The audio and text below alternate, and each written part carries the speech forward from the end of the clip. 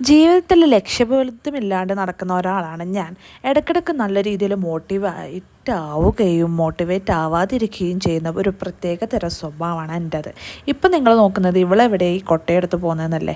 അങ്ങ് കൊടൈക്കനാലിലേക്കാണ് ഞാനും ജെസ്സിയും വെച്ച് പിടിച്ചത്. നമ്മുടെ നേരെ ലക്ഷ്യം ബസ് പിടിക്കുക, കൊടൈക്കനാലിൽ ഇറങ്ങുക, അവിടുന്ന് നമ്മൾ കൂട്ടത്തിലേക്ക് ഒരാളെയും കൂടി കൂട്ടിയിട്ട് വരാം. ഇതാണ് മെയിൻ ലക്ഷ്യം. നാളെ തന്നെ തിരിച്ചു വരവും വേണം. ഇതാണ് നമ്മുടെ ബസ്സിനെ കുറിച്ച് പറയാനാണെങ്കിൽ പലതും പറയേണ്ടി വരും.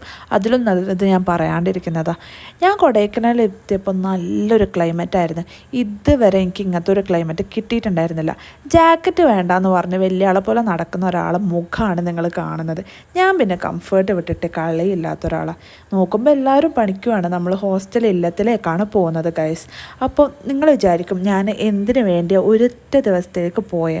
ആ വഴിയേ ഞാൻ പറഞ്ഞുതരാം. ലാസ്റ്റ് നമ്മൾ ഹോസ്റ്റൽ ഇല്ലത്തിലേക്ക് എത്തി. അവിടെ നോക്ക് നല്ല ഭംഗിയാട്ടോ. സബൂൻ്റെ ആണ് ഹോസ്റ്റൽ ഇല്ലം വരുന്നത്. അവിടെ നമ്മളെ ഫ്രണ്ട് അക്ഷയും ഉണ്ട്.